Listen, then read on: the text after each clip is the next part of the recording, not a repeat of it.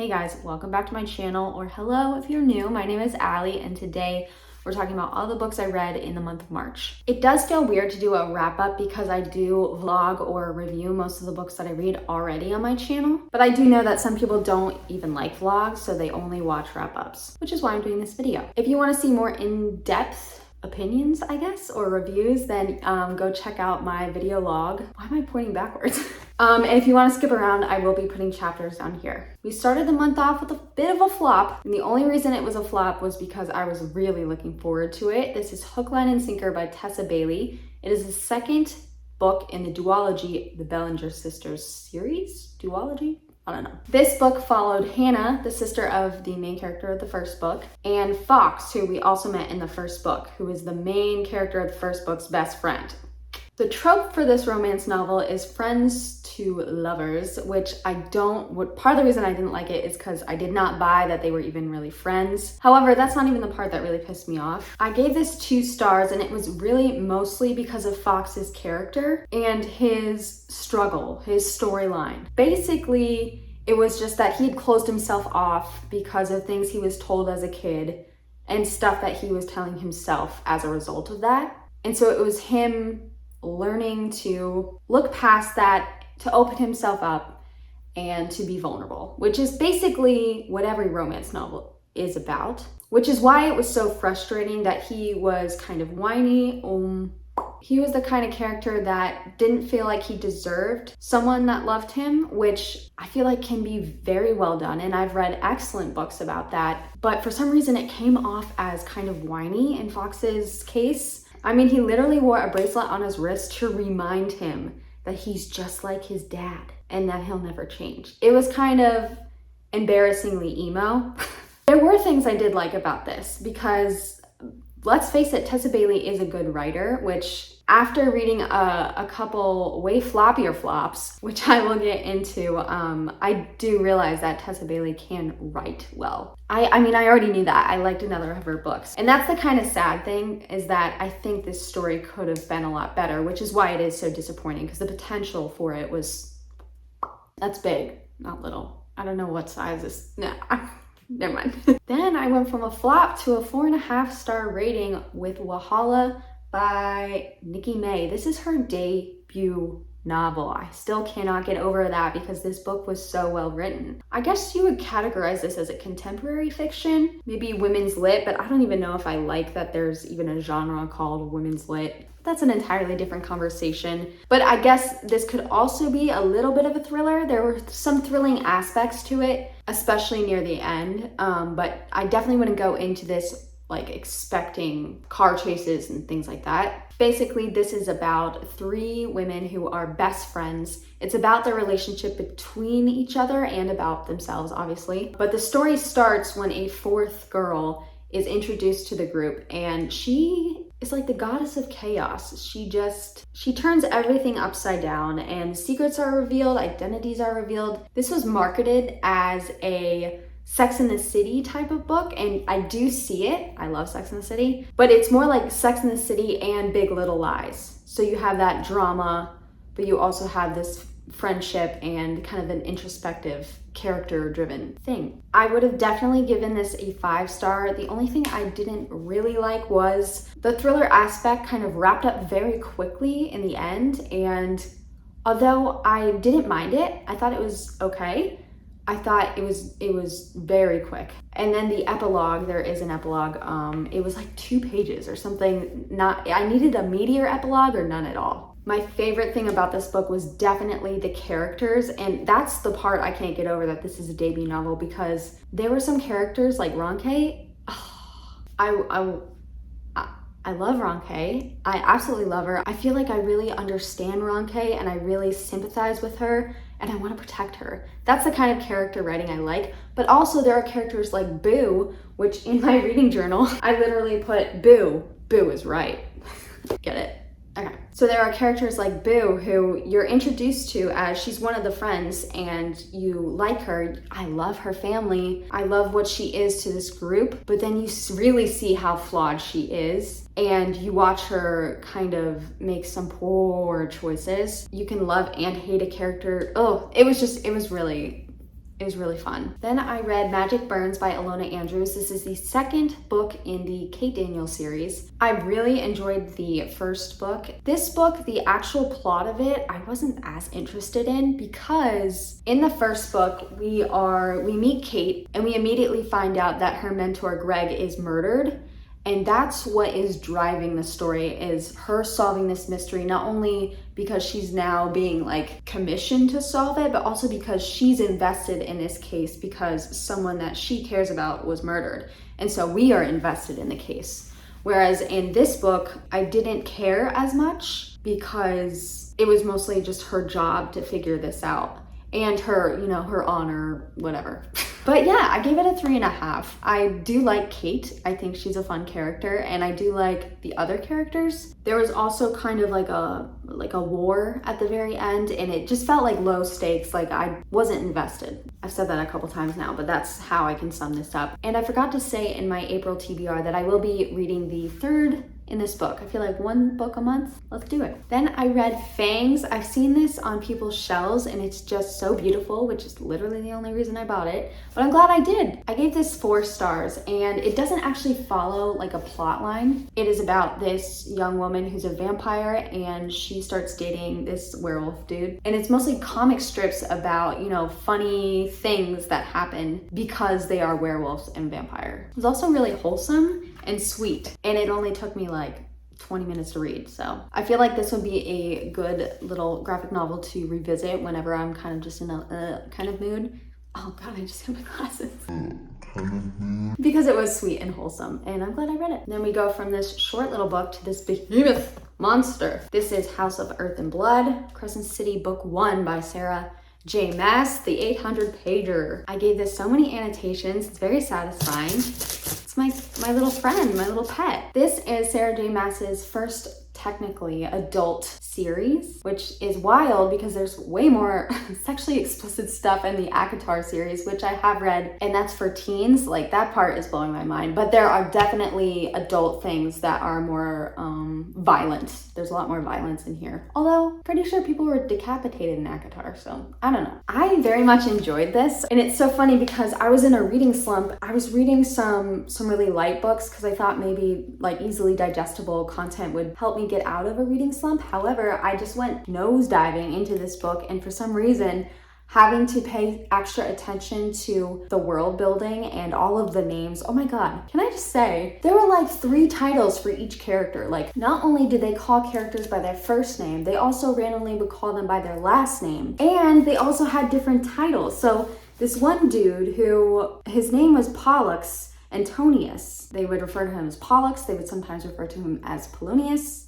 Antonius, god damn, Polonius. But then he also was called the Malleus and the Hammer. That was a little unnecessary, Sarah, come on. This actually had a similar setup to Kate Daniels' first book, Magic Bites, because it follows Bryce, and someone in Bryce's life who's very close to her is murdered and she has to investigate what happened. The investigative part actually was the majority of the book, which I loved. And I think that's why a lot of people didn't like the first half of the book, because they might not like mystery. And it was a little slow, especially compared to the last few chapters, which was literally like rockets going off. But I really appreciated, first of all, I was not expecting how much grief was in this book. That blew me away, just, ugh. And then the last few chapters were,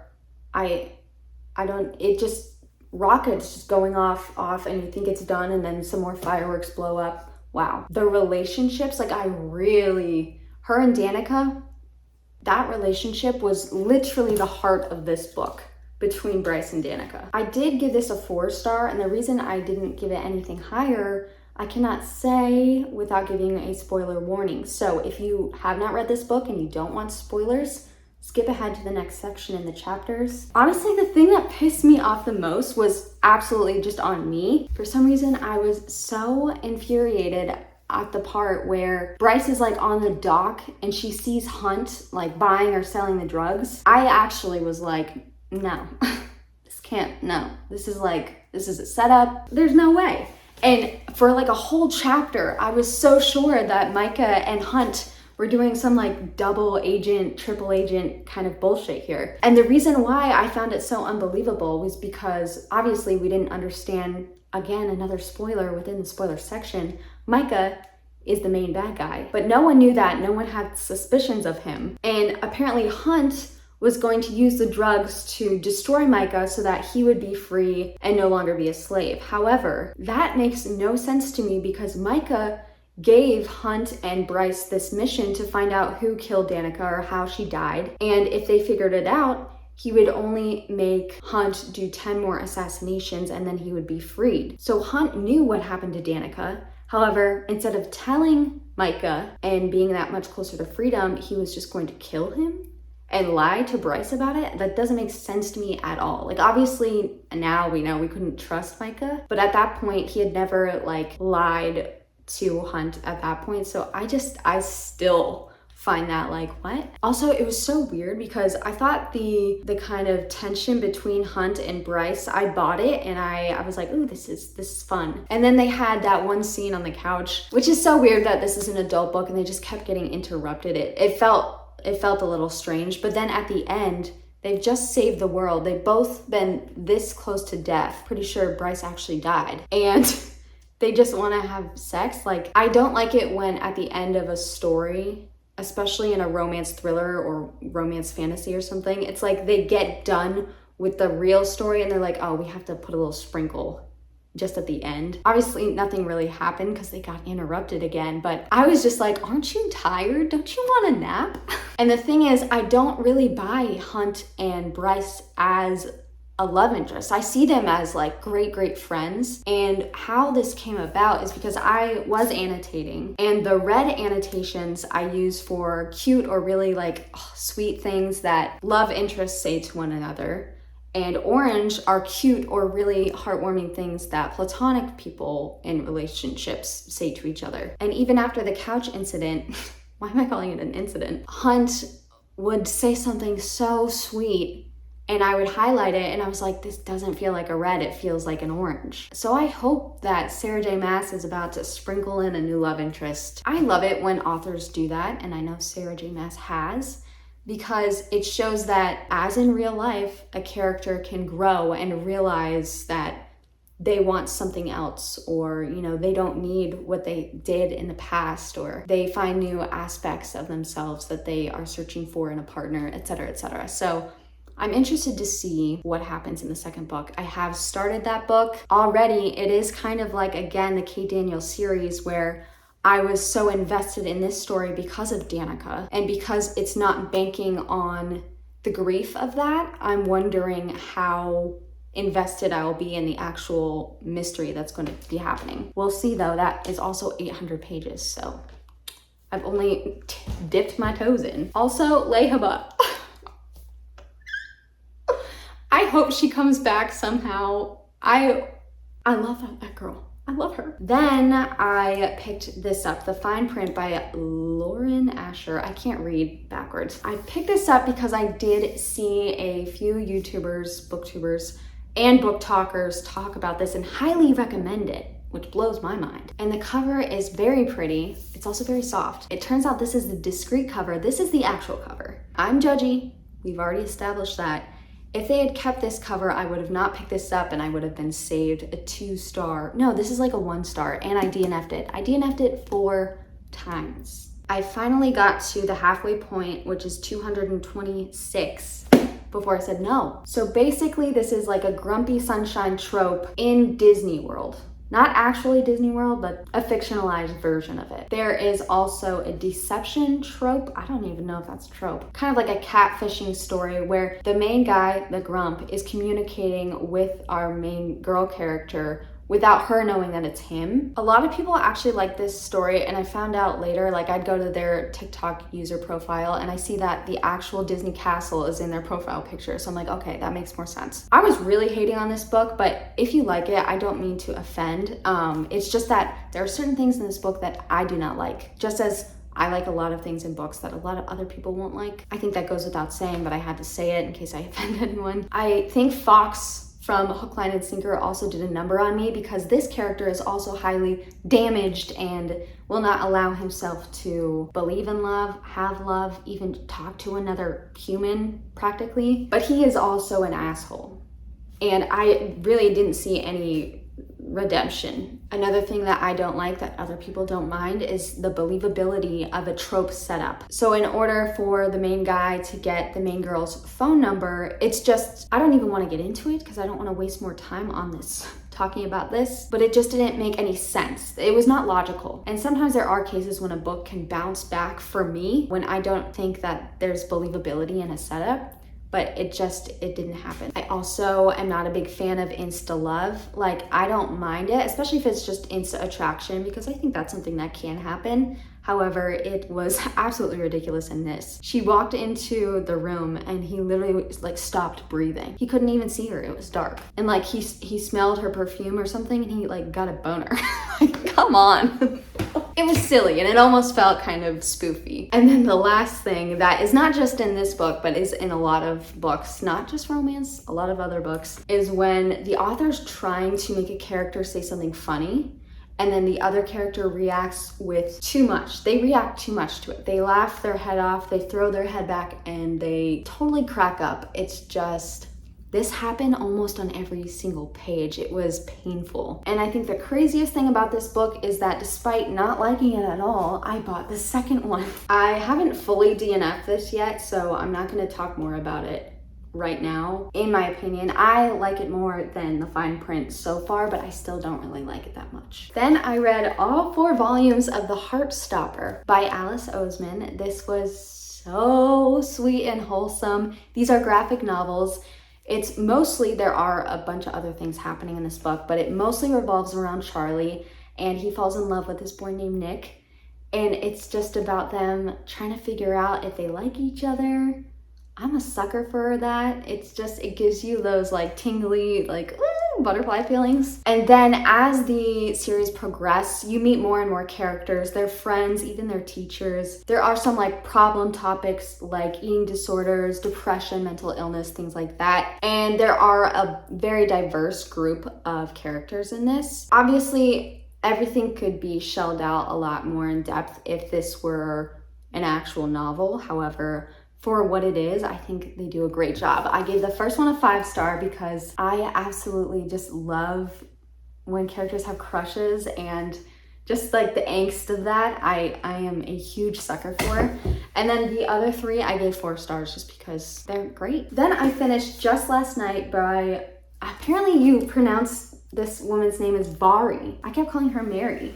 I was like, that's an interesting spelling. Byyye McFarlane. I highly suggest the audiobook. I had the audiobook from my library and I was listening to it and it was so good that I had to buy the actual physical copy, which is good as well, obviously, I bought it. But if your library does have the audiobook and you wanna read this book, then highly recommend. Basically, it's a story about these 4 friends who have known each other since high school. We get a couple flashbacks from when they were like around the college age, and we get a lot of stories of their friendship progressing, but mostly we are in the present day as they are 35. What this book says on the back, and as marketed as, is a rom-com. So Eve, the main character and the narrator of this book, she has been in love with Ed, one of the guys in the group, since practically forever, and he in present day is engaged. And that's all I knew going into this book. The journey that I went in that car and I went on a journey with this book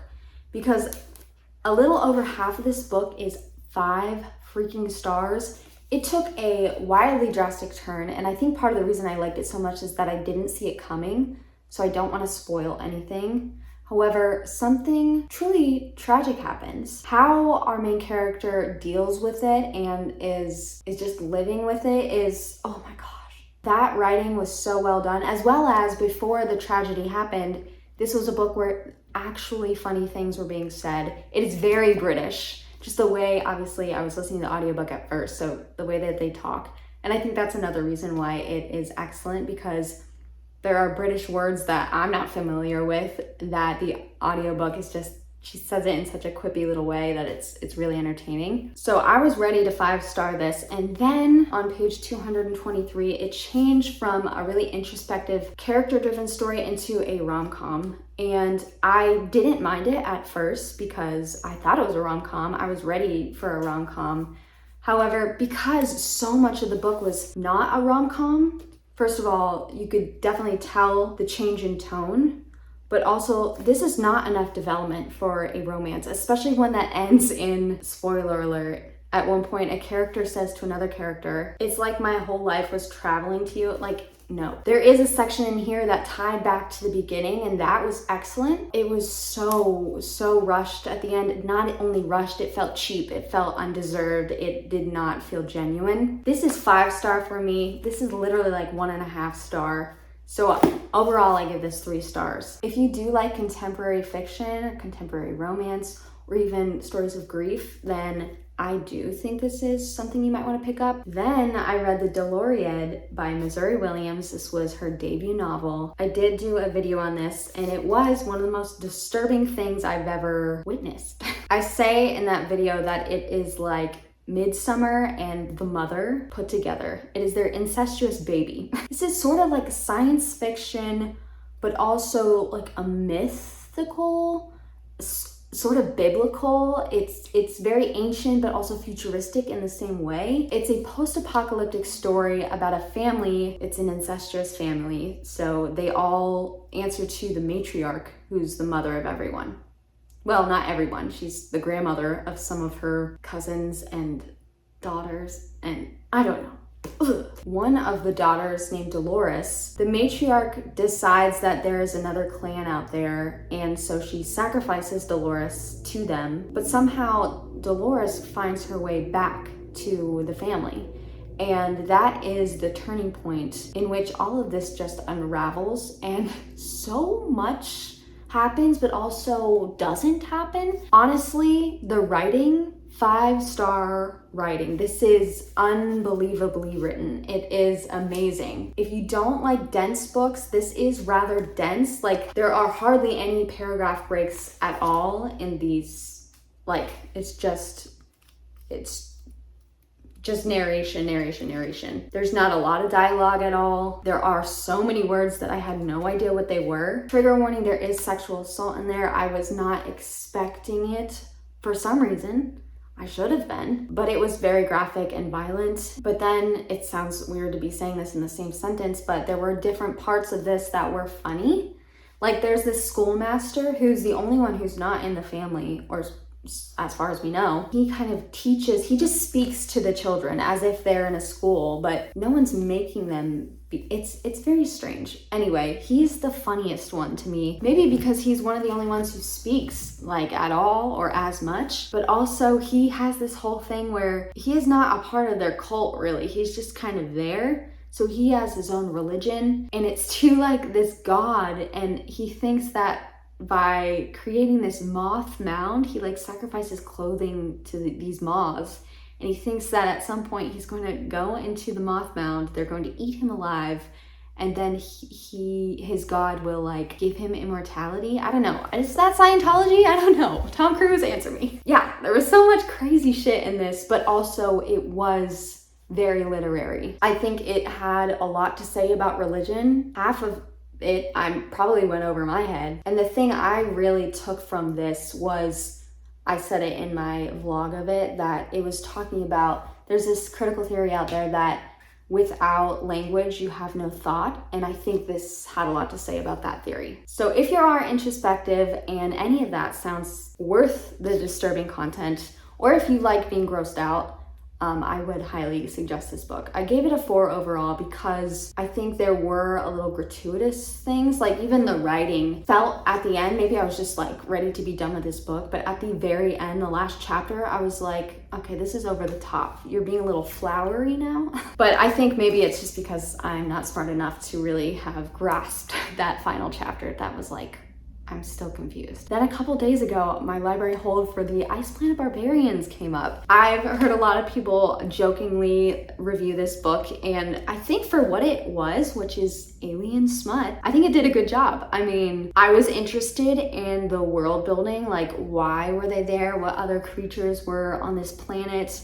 Oh, let me tell you what it's about. Another trigger warning, which I was not expecting for this, sexual assault. So in this story, 20-year-old women are kidnapped from Earth. We don't know exactly what for, but it seems like a human trafficking kind of situation. They're on a ship with these aliens who are actual dirtbag beings. Like, ugh. Something goes wrong with the engine, and so their cargo ship is released to save the spaceship, and they drop on this ice planet. Is it an ice planet? It's snowing there. And so our main character, she is acting as the leader of the group, and so she goes out to forage for food or water or anything, and she gets trapped in like a snare trap. Is that a snare? And we meet our second point of view, who, I can't remember his name because it's like a weird alien name. Georgie, that's our girl's name. Immediately, we start getting into some smut. It was pretty good smut. Like, it wasn't bad.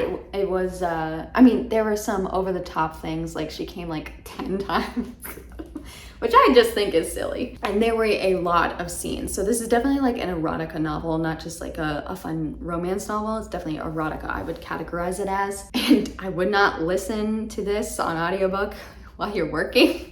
I mean, I work at home, but like if someone Zoom calls me, I do not want that playing. So I did give this a 3 stars because, like I said, it did what it promised to do very well. No spoilers, but there's an aspect that reminds me of The Host by Stephanie Meyer. That part was pretty cool. So I did put a hold on the second book because, hey, it's free. It was a fun time. I'm gonna continue the series. There were obviously some problematic things that they said about gender, which they kind of just brushed over their heads because it's like, okay, these are aliens. How are you gonna talk about gender? Anyway, let's move on. Yesterday, I started and completed My Body by Emily Ratajkowski. I was absolutely blown away by this. This is a collection of personal essays by Emily Ratajkowski. If you don't know who she is a famous model, and she's acted in a few movies. She was in Gone Girl. I have known who she was for a while because I'm interested in fashion, so I follow models. I'm an avid fashion magazine consumer, but I also read an article that she published. When was it? Was it 2019? It was in 2020 on New York Magazine, The Cut, all about agency, and I'll link the article down below. But anyway, this book is kind of an expansion of that, and it is about her life, her childhood, and her career, and also just being a woman through the lens of her body. It was so good. Obviously, there are things that aren't technically relatable because she is a model, and she's famous. So I can't relate to someone, just random strangers grabbing me or being a model and asked to just strip down in front of like 100 people. But then at the same time, there are things that are so relatable because she has a lot to say about gender and how men, obviously not all men, sometimes do feel ownership over women, their bodies, their stories. And it goes into like power dynamics and how beauty and gender has to do with that. I thought not only was the subject matter really beautiful, I love feminist books and anything that has to do with growing up as a woman and, you know, navigating a men's world. I also like to pay attention when there are a collection of essays to see if all the stories are really cohesive and they fit well with the theme, and this really did. This wonderful job. Absolute best thing about this book was Emily's writing. Her word choices, she's very poetic. It's absolutely beautifully written. It kind of cuts you a little bit. I cried several times reading this, and I would highly suggest listening to the audiobook because Emily Ratajkowski does narrate it herself, and at one point she's talking about this photographer who first of all assaulted her and then sold his images of her without her consent, and then pretty much just laughed at her when she tried to speak up about it. She was emotional talking about it, and like I was like crying, and it was just, if there's any of these books that I think you should read, I think you should read this one. It was so good. I really hope that she writes something else. I mean, I'd love some more essays, but even if she wrote like fiction, I think she is a wonderful and beautiful writer. Okay, that is it. I feel like I've talked for an hour. If you read any of these, let me know your thoughts below, or if you have recommendations based on any of these books. I am always keen to hear them. Why did I just do that? I'm very excited to get into another month of reading, and I will see you in the next video.